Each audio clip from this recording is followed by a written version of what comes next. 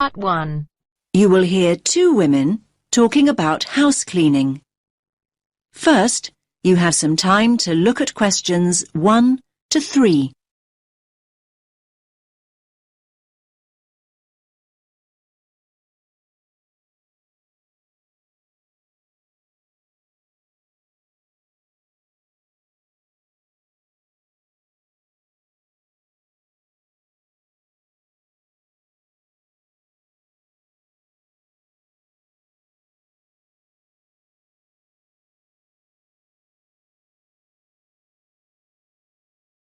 Listen carefully to the first part of the conversation and answer questions 1 to 3.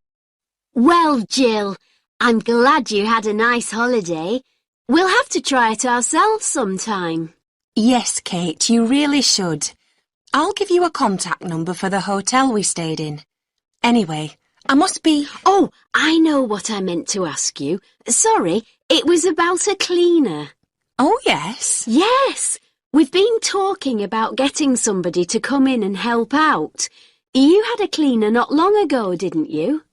I thought you said having a cleaner was a waste of money, that you'd never pay somebody to do what you can do perfectly well yourself. Well, yes, maybe. But things have changed. Things are really hectic for Greg at work all of a sudden. He's never home till after 8. I end up doing everything. The house looks like such a mess. I never get time to tidy up before I go out to work, and in the evenings I just about manage to cook and wash up. Well, you shouldn't be the one doing everything if you're working as well. That's not fair, is it? I think Greg's just shattered. Oh, to be fair, he's pretty domesticated. We've always pretty much shared the chores. It's just a temporary thing, I think. I hope. We're basically both trying to juggle too much. The last thing we want to do at the weekends is start cleaning. We want to relax a bit. It's not because all the neighbours have got a cleaner, is it? You know me too well. I guess there is a bit of that. I feel like the poor relation when I tell them I do all the cleaning myself. They can't believe I fit in so much. Never worry about what other people think. No. Anyway, one way or another we need a cleaner. Well, as long as it's not too expensive, that is. I don't think it's expensive, and it's money well spent. We only stopped having Tricia come in every week because I was off work with the baby, so I could do most of it myself. So how much is it? Well, Tricia was £8 an hour. I can't say that's what everyone charges. That isn't bad, is it? It's less than I thought. Oh, well, I think we can run to £8. How many hours did she do? 4 hours a week. Well, that sounds about right. Can you give me her number then? Oh, sorry, no. She's not around anymore. She went back to Wales. I think it was Wales anyway, a couple of months ago. Oh, no. That's a shame. Wait a minute, though. We've had some leaflets through the door recently. Let me see if I can find one. I put one here by the phone, I'm sure. You now have some time to look at questions 4 to 10.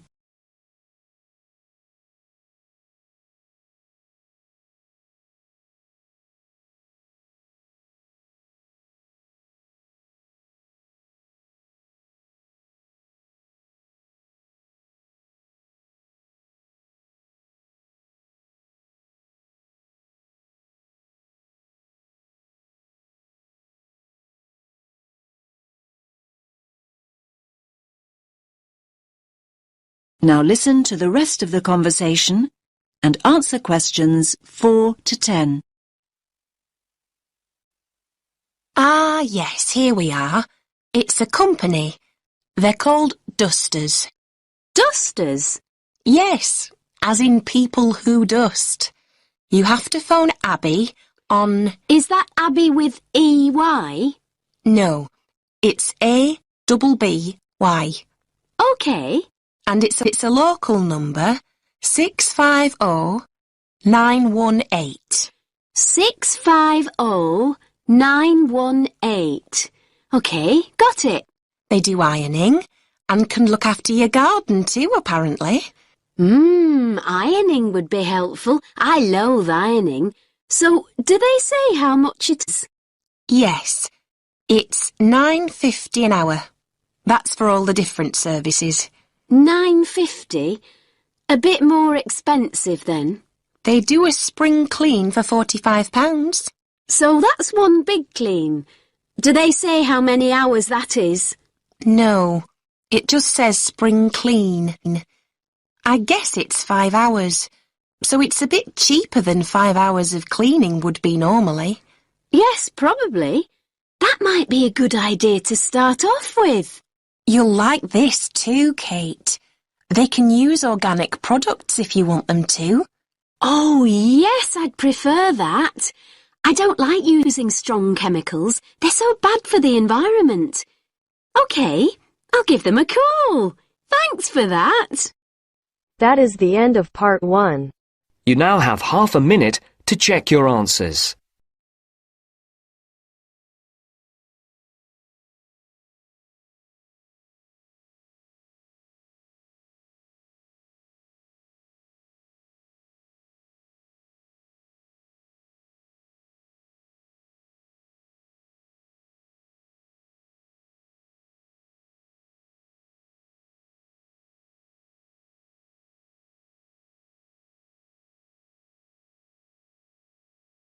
Now turns to part 2. Part 2. You will hear the head teacher of a school giving a talk to parents about some new classrooms. First, you have some time to look at questions 11 to 14.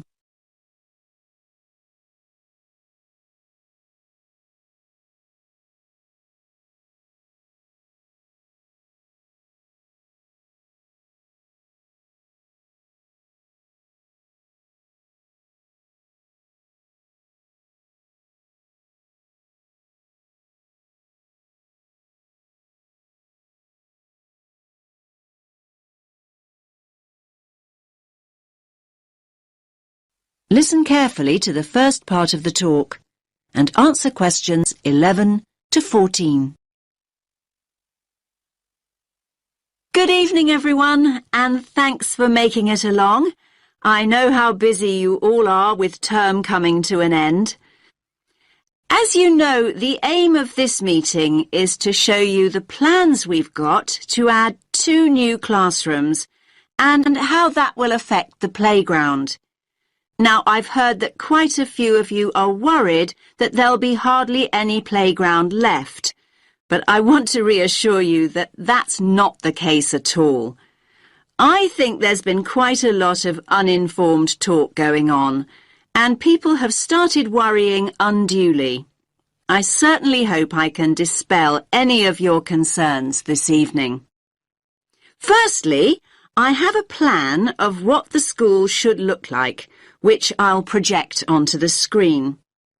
The school governors and the developers want to hear your feedback before making final decisions. Your feedback's very important. When I've gone through the plan with you, you can ask questions and we'll discuss those queries in detail. There'll be plenty of time to tell us what you think over the coming weeks. And once the plans are a little more developed, they'll be available online. There'll be a weekly update, and once the actual construction begins, you'll be able to check progress as it happens. Personally, I'm very happy with where we've got to. I knew we had to have the extra space, but I must admit I worried long and hard about what we might have to sacrifice for it. The developers have certainly convinced me that we've made the right decision. You now have some time to look at questions 15 to 20.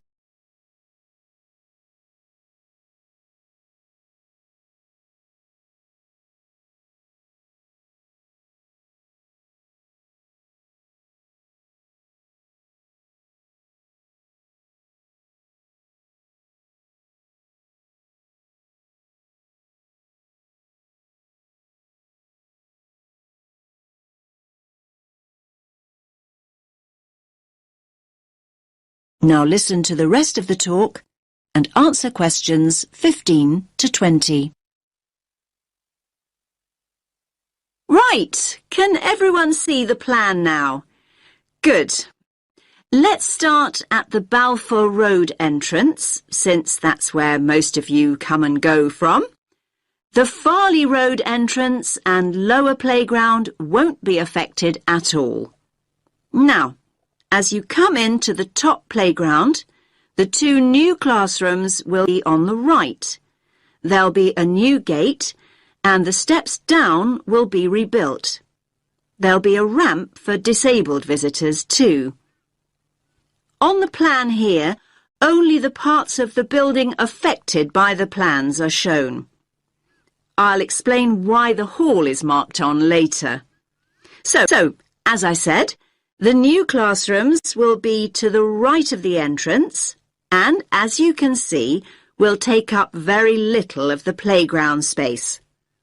We feel the Year 6 children need their own area away from the younger children. So, this one on the left of the two rooms will be the new Year 6 classroom. As you can see, there's no direct entrance from the playground. The plan is to include a small entrance area here from the playground for coats and boots and so on. Entrance to the classroom will be from that area. There'll also be an additional entrance to the hall from this cloakroom, so children will be able to get to the hall from two different directions, from inside the main building and from the new entrance area. I hope that's clear. Now, as you all know, the hall doubles up as the cafeteria at lunchtime. One of the rumours I heard was that we're planning to dispense with the cafeteria and open up a snack bar. I can categorically state that replacing healthy school meals with a snack bar is not remotely in our thoughts. The other new classroom, that's the one with the playground entrance here, is going to be an exciting new venture for us. That's because its principal use will be for the preschool and after-school clubs. More and more parents want that facility outside school hours, and we need a dedicated space to run these activities. I think there were also worries about the nursery school, though I'm not really sure why, to be honest with you. I can tell you now that the whole area on the other side of the main school building will be totally unaffected. The nursery will continue operating as it does now.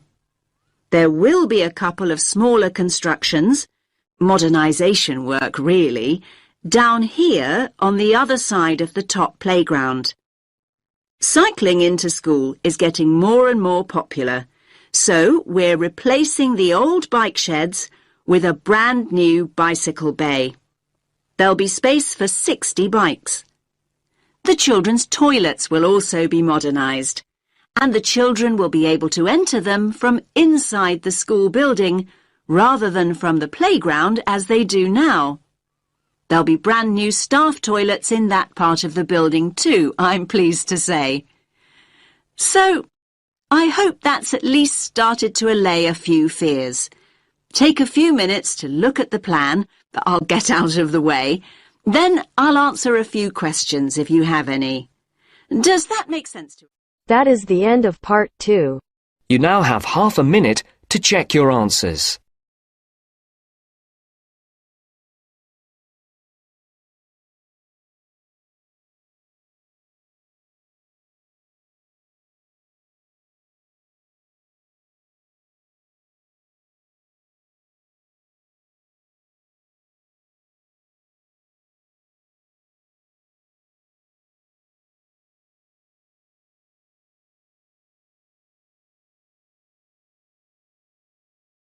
Now turns to part 3. Part 3. You will hear 3 students talking about how to spend their time before going to university. First, you have some time to look at questions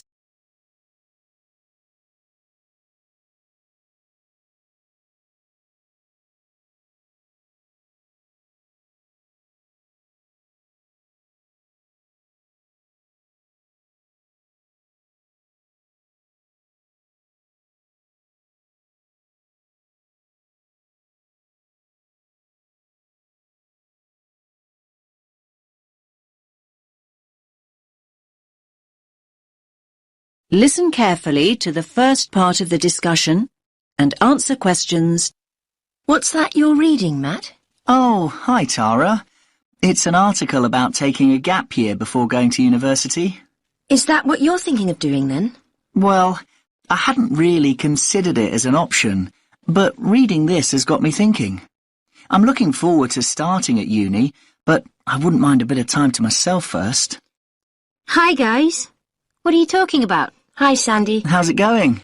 Matt's reading about gap years. He wants to put off going to uni. I think a gap year's a great idea. I'm definitely thinking about it. Are you? What would you do with the year? Well, the programmes I've looked at involve volunteering of some kind. I wouldn't want to just go travelling for a year. I couldn't afford that anyway. The idea would be to work and help people, but more importantly, to grow up and come back knowing more about the world than I do now. Obviously, I'd choose somewhere hot and sunny. So, what exactly is volunteering? I mean, OK, I understand it means doing something for nothing, but what does it mean in terms of a gap year? Yeah, it means working with programmes in countries where people need support or some kind of aid. I bet your mum and dad aren't quite as enthusiastic as you are about all this. On the contrary, they're really supportive. They can see all the pluses. They realise that I don't know exactly where I want to be in 10 years' time. They think it'll give me time to figure things out and not make decisions I might regret later. I think I'd be worried about how the university look at it, though. Don't you think it suggests you're just putting off studying? Definitely not. Our tutor told us that a lot of universities encourage students to take a gap year. They see a year away growing up and maturing as an asset. Students arrive in higher education with an extra year of life experience, depending on what you do with the time, obviously. Yes, I can see that tutors might like having a few well-travelled students around.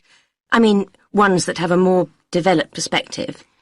I think they also appreciate that students who come back from a year away, doing something worthwhile, have a stronger sense of direction and a clearer idea of what they hope to achieve. They probably speak at least a few words of another language too. The most important thing for the unis is that students are motivated. So anyway, what does your article say about the options? Do they suggest where students should go on their gap year? You now have some time to look at questions 26 to 30.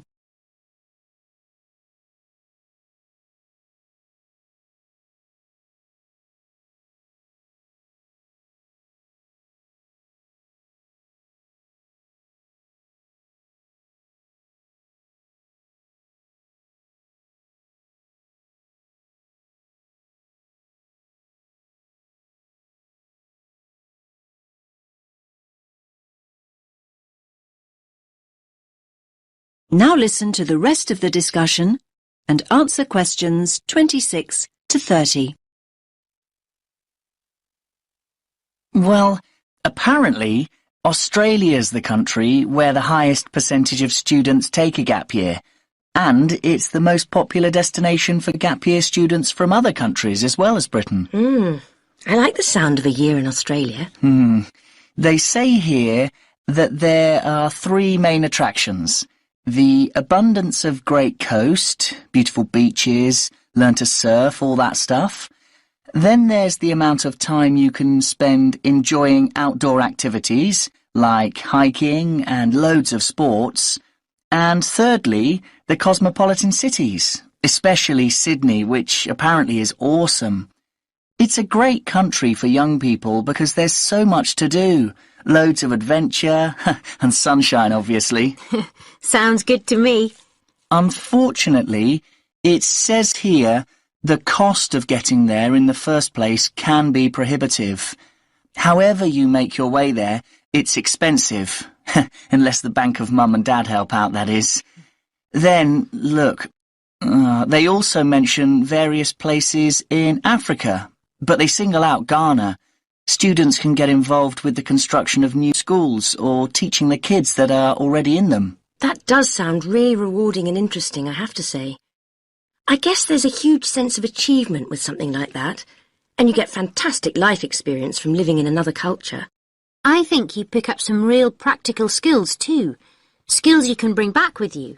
Another place I really like the sound of is Nepal. What's the attraction there? Most of the volunteering involves teaching again, and it's that sense of achievement that people are after. They also say, let me read it, students are attracted by the simplicity of daily existence. I think they mean you have to spend a year without your computer and all the rest of it. It's all about going back to basics. So where do people stay?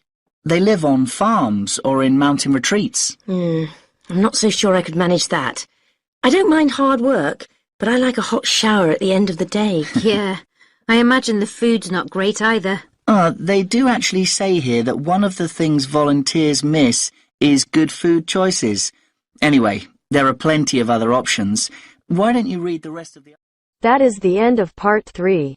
You now have half a minute to check your answers.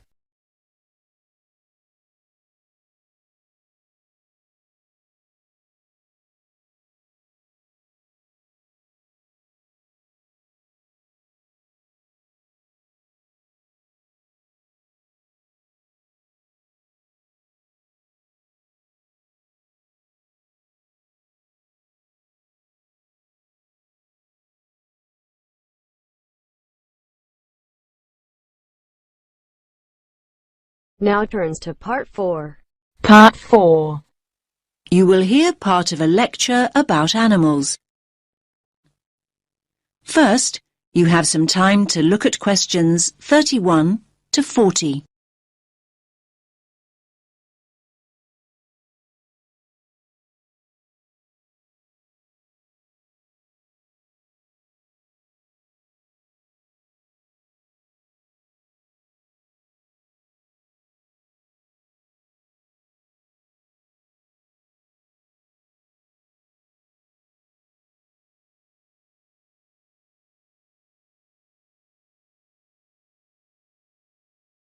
Listen carefully to the lecture and answer questions 31 to 40.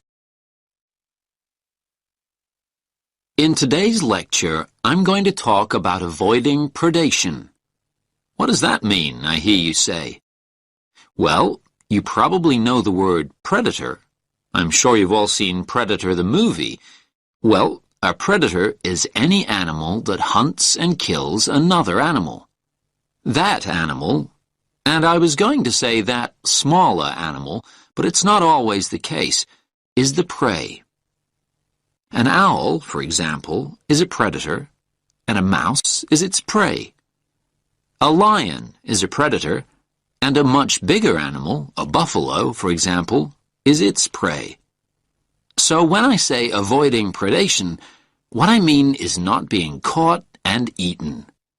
For many small animals, not being caught and eaten is pretty much a full-time job.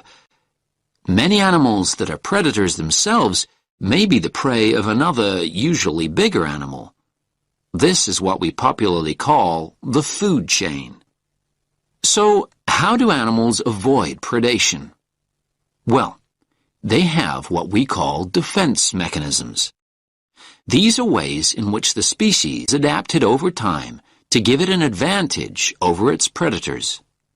Any adaptation of this kind increases the species' chances of survival. Over time, species that have not adapted, that is, developed some sort of defense mechanism, have met with extinction. There are various forms of defense. The first is probably very obvious, and that's speed. Predators can't feed on what they can't catch. Running away is a very effective defense mechanism, as some of you can probably remember from primary school. Flight is even more effective. Species which have developed the ability to fly over time have an enormous advantage. Far more birds would be a meal out in the wild if they couldn't fly. The second mechanism is protective coloration. You might hear the word camouflage used too, but I personally find that too simple a term when it comes to the animal kingdom. Protective coloration includes a number of slightly varied mechanisms within the overall term. Some animals blend in with their background. A chameleon is a good example. It sits on a tree and it looks like the branch of that tree. Butterflies have what we think of as beautiful patterns, not to be beautiful, but to confuse and warn off potential assailants. They blend in with the flowers around them, but may also look like something else. Some butterflies have patterns that look like huge eyes, and a would-be predator is scared off. There are all sorts of stories about how the zebra got its stripes, and not many people really know what the stripes are there for. Well, that type of coloration is called dazzle camouflage. A zebra stands out when alone and stationary, but when zebras move rapidly in a herd, their stripes create motion dazzle, a confusing, flickering mass to the eye of a lion or cheetah that might be giving chase. Selecting a target becomes far more difficult. Now, of course, animals are caught. They're frequently caught, but that might not mean the game's up. Some animals make themselves difficult or horrible to eat. Hedgehogs have sharp spines that deter a predator from tucking in even when it's captured its prey. The predator is very likely to give up when a spine gouges an eye or gets lodged in its throat. Numerous species of creature, turtles or snails for example, have developed a tough outer shell that makes it almost impossible to devour. One of my favorite creatures is the skunk, which emits a repulsive smell on being cornered, enough to send any attacker herring back into the undergrowth. In a similar way, some sea-dwelling mollusks can emit an ink cloud that fills the surrounding water, concealing it from a predatory fish that may be circling. There are frogs that go one step further. They're so poisonous that even if a predator does try and eat them, it'll probably keel over and drop dead first. Now, you'll probably be surprised, but I'm going to go on to talk about plants. Yes, many plants have defense mechanisms in exactly the same way as animals.